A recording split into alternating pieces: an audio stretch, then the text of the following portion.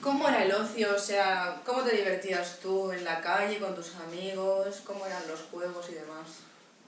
Pues bueno, yo como vivía en un barrio que entonces era el extrarradio, pues estábamos muy asalvajados. Nos íbamos al barranco a hacer, bueno, íbamos a dar un paseo a los barrancos y allí si veníamos otro grupo de chavales empezaban a tirarnos piedras y al final acabábamos haciendo una pedrera. Y hasta que no había uno que se le abría la cabeza o algo así, estábamos allí tirándonos piedras. Cuando ya había un herido, pues ya nada, hacíamos un... eso y hasta la otra. Y luego, pues los curas en la iglesia, pues tenían bibliotecas de tebeos, de dama, parchís y cosas así, pero es lo que ahí los que mandaban eran los monaguillos. O sea que si tú no eras monaguillo y tenías 4, 5 o 6 años, como no fueras con tu padre no cogías nada porque eso.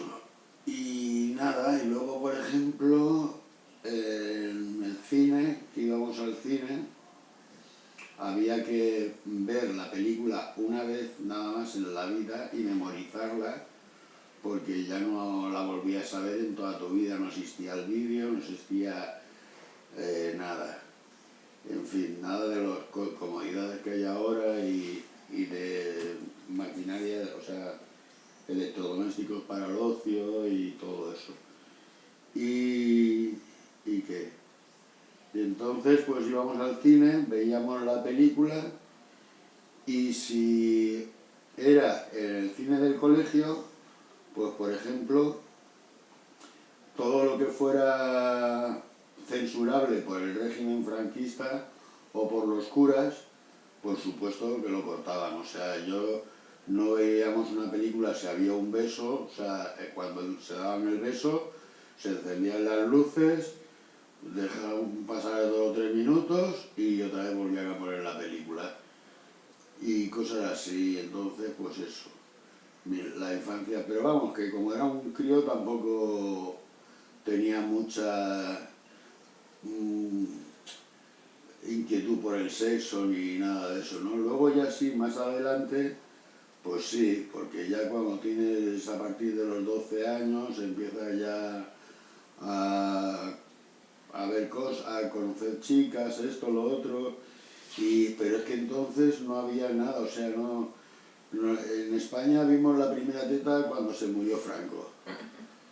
Hasta que no se murió Franco no se veía, o sea, había muchas películas que ahora las ves y te parecen ridículas, que entonces se llamaban eróticas. Y no tenía nada, y siempre salía la tía con el bikini o con la braga y el sujetador, o sea, que lo máximo que podías ver era una braga, un sujetador o un bikini. Y lo demás todo era tu imaginación, porque había mucha represión. Y ya está, me he pasado de esto a los 18 años, que era por lo que yo tenía, o 17, que era lo que yo tenía cuando murió Franco. Y entonces ahí fue cuando yo empecé a ser consciente de la España que habíamos vivido. Porque yo, sin embargo, por ejemplo, tenía a mi hermana, que era 6 años mayor que yo, que era bastante rojilla y esto y lo otro, pero sin embargo era tal el tabú que había alrededor que ni siquiera mi hermana me hablaba de política, para que yo luego no pudiera meter la pata ni meterle unas ideas.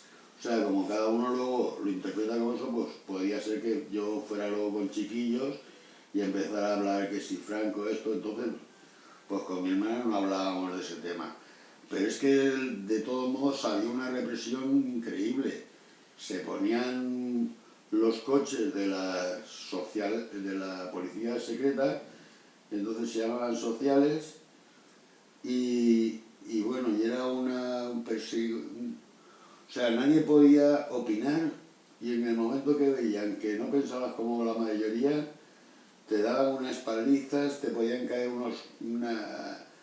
una cantidad de una pena de muchos años de cárcel, y encima era mejor ser, o sea, ladrón que ser un preso político, porque ahí ya es que hasta los mismos, o sea, que estaba muy mal. Ser un preso político era lo peor. Y nada, y entonces pues eso, a los 17, 18 años empecé a tomar conciencia de dónde vivíamos, luego empezó a haber un poco de apertura, ya la gente, yo también ya era más mayor y ya hablaba con gente pues que ya se implicaba en el asunto, esto y lo otro, y la verdad es que luego ya enseguida se solucionó todo porque hubo una transición muy tranquila, sin problemas, que era lo que teníamos todos, porque sí que es cierto que tú ibas por ahí, o sea, cuando ya murió el Franco, que se supone que había una democracia, entonces los partidos de derechas había muchos y estaban todavía muy asentados muy fuertemente, ¿no? Y eran, pues eso, era gente que todos tenían algo que ver con el ejército, la policía, esto y lo otro, entonces eran los primeros que disparaban en las manifestaciones y que hacían un poco pues que esto se convirtiera en el salvaje oeste, ¿no?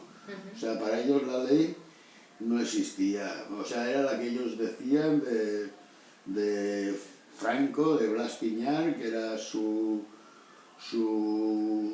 ídolo, y eso, y ya está, no sé, qué más sé de lo... Y, por ejemplo, ya que hemos empezado hablando del ocio, la música, ¿qué música se escuchaba en aquella época? Por ejemplo, en el 65, que tú eras pequeña, Sí. Vienen los Beatles, por ejemplo, y Sí. hubo un revuelo ahí porque no había como Bueno, agrado sí, por no, parte que de... era la primera, o sea, los Beatles que fueron una gente que rompió, pero no solamente en España, sino a nivel mundial, o sea, fue de repente llevar todos un pelo muy corto a la indisciplina de dejarse el flequillo, que luego fue haciéndose una melena, que luego ya generó el hipismo y tal, pero sí que, bueno, pues los hippies, digo los hippies, pero los Beatles cuando llegaban aquí a España o cualquier otro cantante de fuera, normalmente